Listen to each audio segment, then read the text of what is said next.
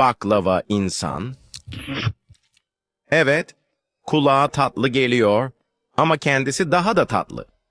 Doğduğu günden beri her katı ayrı bir lezzet, her gülüşü fıstıklı. Sabahları çayını içerken yan masadan gelen bakışları hiç umursamaz. "Abi erimeyecek misin güneşte?" diye soranlara sadece bir kaş kaldırır. Soğukkanlı ama şerbetli. Bir gün Galata'da yürürken bir turist onu parmakla gösterip "O bir tatlı mı bir insan mı?" dedi. O da çayını yudumladı ve "Ben hem tatlıyım hem gerçek." dedi. Kimse onun kadar hem çıtır hem karizmatik olamaz. Güneş parladıkça daha çok parlar, rüzgar estikçe tatlı bir fıstık kokusu yayılır. İstanbul'un sokakları onsuz artık eksik.